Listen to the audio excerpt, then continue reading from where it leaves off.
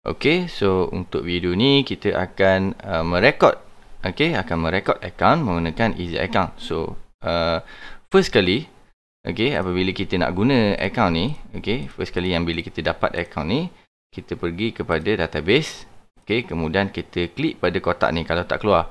Biasanya kalau mula-mula buka, dia akan automatic keluarlah form. Kalau tak ada form, kalau tak keluar pun boleh klik pada kotak ni. Ni, kolom ni. So dia akan keluar form macam ni. So isi maklumat syarikat dekat sini, kemudian klik simpan. Kemudian upload logo company. Kalau boleh yang jenis memanjang macam ni lah. Sebab dalam bila kita upload logo ni, dia akan save juga gambar tu, logo kita tu dalam receipt. Dalam kita punya sheet receipt ni. Dekat sini. So kalau logo tu memanjang, tak sesuai lah. So dia akan jadi kecil lah macam ni. So pastikan logo tu dalam keadaan memanjang. So dia akan jadi cantik, kemas. Kemudian yang tadi yang kita isi tu, maklumat syarikat tu juga akan disimpan pada kita punya sheet receipt ni. Dekat sini. Kemudian signature. Kalau ada yang signature tu, boleh upload signature.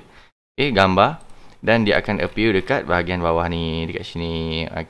So kita tak payah nak sign lah setiap kali kita buka receipt ni. So dia akan auto je print, dia akan keluar terus macam ni. So macam mana kita nak buat signature ni? Signature ni boleh buat secara manual. Kalau mana yang tak pandai nak gunakan ataupun tak pandai nak buat signature dalam dalam laptop ataupun PC, boleh buat secara manual. Sign atas kertas. Pastikan kertas warna putih lah. Sign atas kertas. Kemudian nak guna marker ke, guna pen ke, boleh, tak ada masalah. Kemudian ambil gambar daripada atas. Sharp daripada atas. Kemudian crop, bagi cantik petak, bagi cantik jangan bagi ada ruang-ruang kosong dalam logo tu, dalam kita punya signature tu. Dalam signature ni jangan bagi ada ruang kosong. Kalau dia banyak ruang kosong kat tepi, saiz gambar kita tu, so kita punya signature ni akan jadi kecil. Dia akan jadi kecil. Pastikan kita crop gambar kita tu betul-betul saiz kita punya sign tu. Kemudian kita upload. So dia akan appear macam ni lah. Kemudian bila dah siap kita isi detail dekat sini, kemudian kita bolehlah isi pada bahagian asset dan lain-lain. Apa yang penting adalah bahagian modal. Ni bagi yang baru bermula, bagi yang baru bermula. Bermula berniaga. Isikan modal. Wajib lah. Kalau kita tak ada modal, macam mana kita nak buat perniagaan? Wajib. Kecuali lah dia buat dropship. Ataupun buat perniagaan yang tak ada modal lah. So tak perlulah isi. Bila kita dah isi, boleh juga isi bahagian aset. Kalau ada yang ada aset, isi aset. Kemudian ada ambilan, pindahan kenderaan. Yang ni tak perlu sangat untuk permulaan merekod. Kita nak permulaan merekod. Bahagian modal, aset tetap. Modal ni kalau ada boleh isi, aset tetap kalau ada boleh isi. Kemudian bahagian stok. Bahagian stok, kita ada bahagian stok inventory. Inventory bahan mentah, inventory stok. Kita bagi bahagian inventory stok. Untuk inventory stok ni, siapa yang ada inventory, siapa yang ada stok, boleh menggunakan, boleh rekod stok dekat inventory stok ni. Dia optional dalam rekod inventory ni, dia optional, tak wajib guna. Nak guna boleh, tak nak guna pun tak apa. Tapi kelebihan bila kita guna dalam rekod inventory kita dalam ni, dia akan automatic lah. Sebagai contoh, bila kita ada produk dalam ni, so bila kita buka receipt ataupun kita buka jualan, kita boleh tolak siap-siap kita punya stok. Dia adalah secara automatik. Kalau tak nak guna pun tak apa, tak ada masalah. Dia optional sahaja. Siapa yang nak guna, boleh rekod dekat sini, boleh klik register stock. Kemudian isilah stok-stok yang ada. Kemudian bila dah siap, kita boleh juga isi untuk inventory bahan mentah. Inventory bahan mentah ni tak ramai yang guna. Dia biasanya yang pengeluar. Pengeluar yang merekod inventory bahan mentah ni. Contohnya produk yang belum, ramai yang salah faham inventory bahan mentah ni. Inventory bahan mentah ni bukannya macam ayam atau bahan-bahan basah macam tu, bukan. Bahan mentah ni adalah barang yang belum diproses untuk menjadi produk. Contohnya kita restoran. Okey. Kita restoran, kita beli ayam. Okey, kita beli ayam. Ayam tu lah kita punya bahan mentah. Sebab apa? Sebab ayam tu belum diproses untuk menjadi produk. Nasi goreng ke ataupun mi goreng ke. Okey, contoh lain kilang perabot. Okey, bahan mentahnya adalah kayu. Okey, dia beli kayu ataupun dia beli kayu lah, dia beli kayu untuk diproses menjadi meja.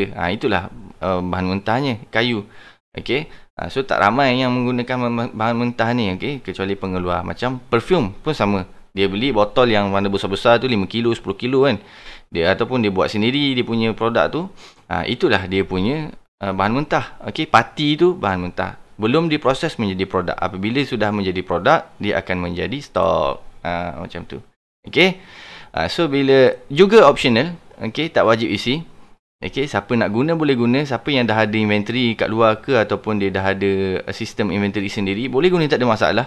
Okey, optional. Tapi macam saya bagi tahu, kelebihan bila kita guna, dia akan record automatic lah dalam ni. Okey, sebab dia dah sekali dengan dalam sistem account. Okey. So bila kita dah siap, tak ada apa dah, kita dah boleh terus merekod. Okey, bahagian jualan, bahagian belian dan juga bahagian perbelanjaan. Okey. So untuk jualan ni dekat sini kita ada dua. Okey, satu resit dan juga satu jualan. Dua-dua ni adalah jualan. Okey. So apabila kita buka resit, contohnya kita buka resit, biasa kita akan bagi resit. Biasanya peniaga, contoh, biasanya kita akan bagi resit pada customer. Okey. So buka daripada resit. Okey, rekod semua jualan ni, nombor item kalau ada stok. Ini yang saya katakan kelebihan bila kita ada stok, kita klik pada nombor ataupun item ni. Kita boleh pilih kita punya produk ni. Okey, kita boleh pilih produk kita, kemudian kita masukkan, dia akan keluar dekat sini lah. Okey, kemudian bila kita save, simpan data, okey, automatik stok pada inventory ni akan ditolak secara automatik, dan juga rekod jualan ni akan direkod pada jualan. Okey. Nak tengok contoh boleh tengok contoh, tapi panjang sikit lah video ni sebab kita kena buat contoh. Okey, nama produk A. Okey. A001. Okey, yang untuk makluman, okey, untuk kod produk jangan gunakan kosong bahagian depan. Okey. Dia Excel ni dia tak boleh guna kosong depan. Okey, dia tak terima. Dia macam kosong ni macam tak ada nilai, tak ada apa. Dia macam tak boleh baca. Okey, bila kita letak kosong dia tak dapat nak baca. Okey, pastikan kita gunakan nombor di bahagian depan ataupun huruf di bahagian depan. Barulah kita guna kosong. Kalau nak guna kosong lah. Okey. Kemudian dekat sini kita tulis produk. UOM adalah unit of measurement, kg, kilo, cm. Okey, bergantung pada produk masing-masing lah. Okey, yang ni kita buat pieces lah. Okey, unit. Okey, nama syarikat nak isi, tak nak isi sudah, tak ada masalah. So bila kita isi, kita ada rekod kita beli dengan siapa. Okey. Kemudian kita ada harga jual RM15. Stok yang masuk kita beli berapa? Berapa stok yang kita beli? Okey, siapa yang merekod stok ni masuk. Okey, nama. Kemudian tarikh stok ni masuk. Okey, kita buat contoh lah dekat sini. Lain-lain kos yang tidak termasuk dalam bil, contohnya shipping, kalau yang tak ada dalam bil, ataupun kos-kos lain lah. Kos ada apa ni, minum air ke apa benda ke nak masuk sekali dalam kos tu. Okey, kita masukkan dalam lain-lain kos. Okey, kemudian jumlah belian ni kita kena refer pada bil ataupun invoice supplier. Okey. So dalam bil ataupun invoice supplier 500, kita letaklah 500. Okey, contohnya 100 lah kita buat. Okey, so kos dekat sini akan jadi automatik dia akan automatik kira berdasarkan jumlah belian dengan stok yang masuk. So sekarang ni kita punya jumlah belian 100, kita punya stok masuk 100, jadi bahagi 2 ni akan dapat RM1. Itulah kos kita. Okey. Jumlah belian RM1 macam tak logik Kita buat 500, tengok berapa. RM5 boleh lah. Okey. Okey, so dekat sini kita dah boleh tengok dah kita punya margin keuntungan ni berapa. Okey, sebab biasanya kita punya supplier ni kan harga berbeza-beza. Kadang bulan depan lah harga lain, 6 bulan lagi harga lain. So dekat sini kita dah boleh tahu dah, bila kita masuk harga yang diberi oleh supplier, kita dah boleh tahu dah kita biasa jual harga berapa. So dekat sini kita boleh tengok lah harga margin kita akan dapat RM10. So RM15 tolak RM5 akan dapat RM10. Okey, so kita boleh tengok lah margin kita dekat sini. Okey, kemudian bayaran. Okey, ni harga yang supplier bagi, harga yang kita bayar. Kalau kita beli secara cash, maka dekat sini kena letak 500 lah. Jangan letak 300. Kalau 300 bermaksud kita berhutang, kita beli secara hutang. Okey, kalau kita letak 300, kita beli secara hutang. Maksudnya rekod ni akan direkodkan sebagai rekod pemihutang. Okey. So untuk contoh ni kita tak nak yang berat-berat sangat, kita ambil yang simple sebab kita nak tunjuk penggunaan dia. Okey, kemudian kita ambil deposit 500, so kita beli secara cash. Okey, kemudian cara bayaran. Cara bayaran ni adalah merujuk kepada deposit bayaran penuh. Okey, macam mana kita bayar 500 ni, melalui apa? Kita punya bank bukan supplier punya bank. Okey, kita mengeluarkan duit 500 ni daripada bank ataupun daripada mana? Tunai, Maybank, tunai, tak kisah mana-mana lah. Okey. Contohnya kita keluarkan daripada, kita transfer menggunakan 500 daripada CIMB. Okey. So, bila dah siap, kita klik, nampak ni, bila cash, okey, jualan secara cash, kod pemihutang kita disable. So kalau dekat sini kita buat 300, automatik yang ni akan kena pilih, wajib sebab dia nak rekod pada pemihutang. Okey. Okey, kemudian bila dah siap, kita klik save. Okey, adakah anda ingin hantar pada sheet belian? Ya. Okey, ya. Sebab kalau kita tak hantar pada sheet belian, kita tak ada rekod belian. Kita tak ada rekod. Kita just rekod inventory sahaja. Tapi rekod untuk transaksi kita tak ada. Okey, melainkan kalau anda dah rekod secara manual ataupun anda nak rekod secara manual dekat belian, itu boleh. Tapi kalau untuk kita nak rekod sekali dengan transaksi, kebiasaannya memang kita akan hantar pada belian lah rekod ni. Okey, so kita klik yes. Okey. So bila dah siap, dia akan keluar macam ni. Nampak ni, kita punya stok dekat sini dah ada dah. Okey. So, dekat sini kita boleh tengok nilai stok akhir. Apa benda nilai stok akhir? Nilai stok akhir adalah jumlah nilai baki stok yang tidak terjual. Nilai jumlah maksudnya harga. Okey, harga ni baki stok yang belum terjual. So samalah dengan yang kita buat pembelian tadi. 500. So dekat sini pun 500. Kalau stok kita berkurang, maka dekat sini akan berkurang. Okey. So dekat sini kita dah ada satu produk. Okey. So dekat sini kita boleh tengok lah. Kita klik pada registry list, kita punya produk dah masuk dalam ni. Kita nak edit ke, kita boleh tengok dekat sini baki terbaru kita. Dekat sini pun dah ada dah. Okey. Dan kita boleh klik registry list, baki terbaru, nilai stok, ataupun kita nak tengok lebih detail. Okey, ni produk A. Okey, dekat sini kita boleh ubah. Contoh kita nak ubah kod produk. Okey, kita nak ubah kod produk. Kita nak tukar produk A, PA lah katakan 001. Okey. So kita klik pada update. Bila dah ubah, kita klik pada update. Okey, data berjaya disimpan. So automatik dekat sini akan jadi PA001. Okey, tengok PA001. Alright. Kemudian kita nak tengok tadi pada receipt sebenarnya kan. Kita nak tengok pada receipt. Okey, so bila kita klik dekat sini inventory stock. Okey, inventory stock. Yang ni service. Yang ni service. Contohnya perniagaan jenis service. Okey, contohnya macam service aircon lah katakan. Okey, service aircon. So takkan service aircon dia nak type setiap kali nak buka receipt, dia nak type service aircon. Okey, leceh juga. So kita dah siapkan siap-siap. Okey, list produk untuk dia select saja. Contohnya kita klik pada button product service. Okey, kita klik new, kemudian nama produk service aircon 1.0 HP sekian-sekian lah. Okey, kod produk. Okey, jenis COM, harga 50. 150 contoh. Okey. Kemudian kita klik save. Okey. So kita boleh klik dekat nombor ataupun item, dia akan keluar form tadi. Kemudian dekat inventory stock, ini yang kita rekod stok tadi. Nampak tu. Okey, dan juga ini untuk list produk service.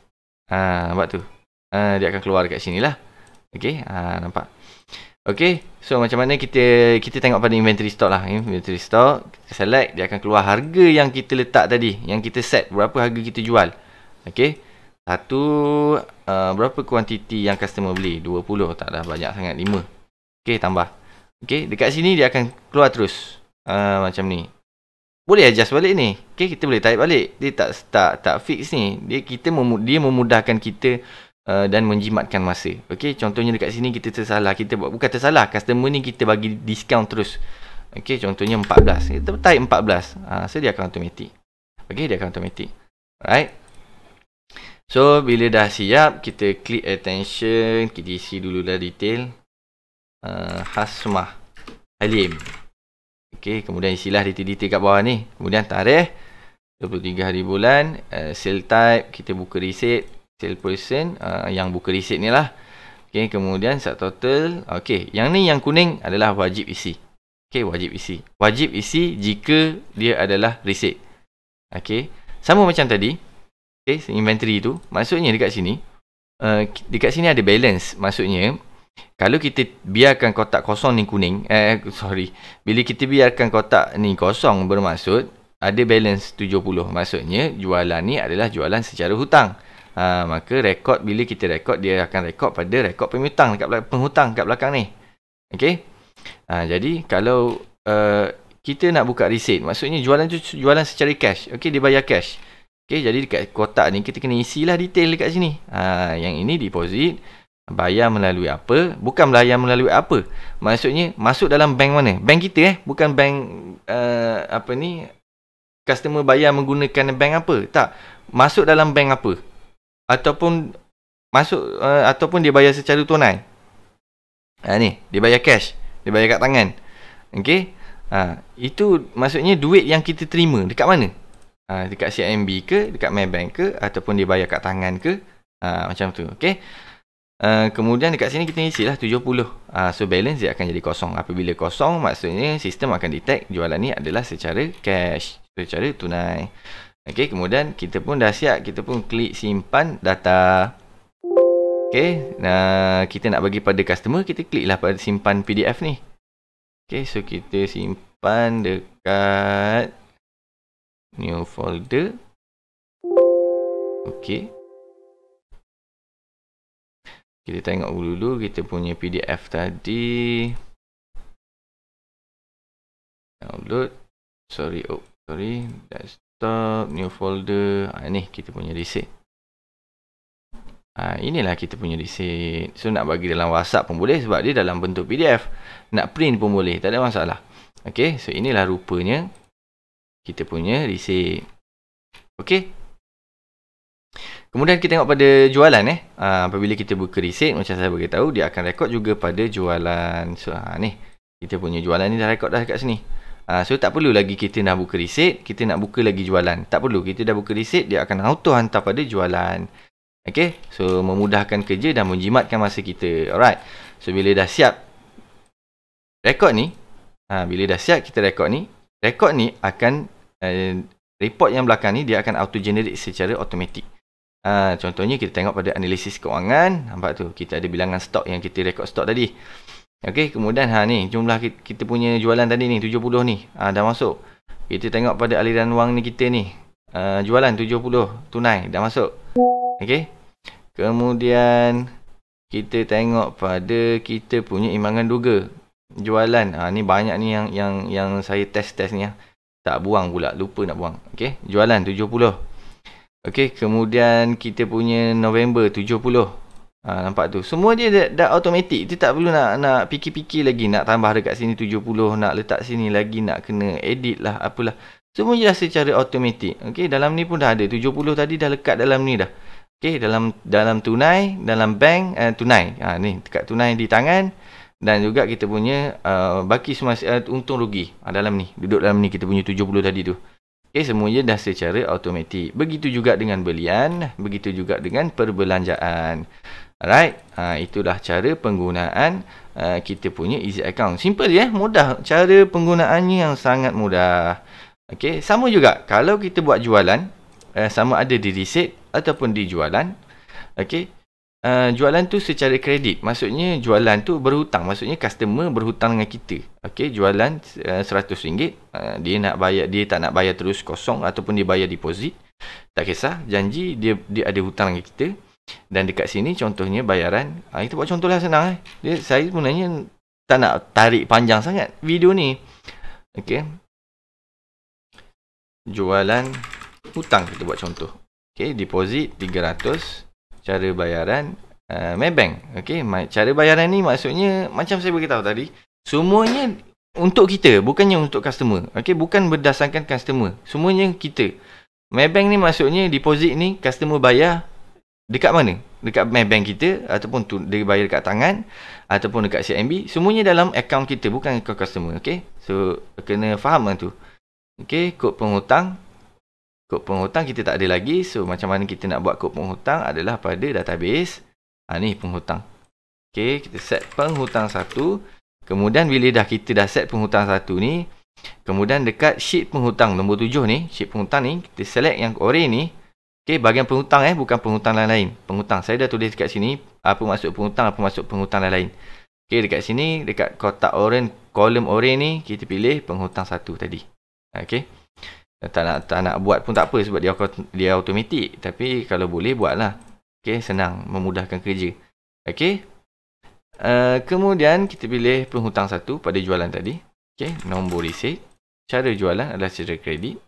Dan jumlah sebenarnya adalah 1000. Maksudnya customer ni masih berhutang dengan kita 700. Dia bayar 300. Okay, maksudnya ada lagi 700. Okay, sale person. Kemudian kita klik simpan data. Okay, rekod jualan ni rekod jualan tanpa resit. Dia hanya rekod jualan. Mungkin anda dah ada buku bil sendiri, ataupun dah ada sistem resit sendiri yang tak nak guna resit daripada sistem account ni pun tak ada masalah. Nak rekod jualan saja boleh, tak ada masalah. Okey. Kemudian kita tengok rekod kita tadi, dah masuk dah. Ni jualan penghutang. So kita tengok pada kita punya report ni semua tadi masuk. So saya tak perlu nak tunjuk lagi lah aliran wang kita ni, analisis kewangan apa benda semua tu dia akan masuk lah.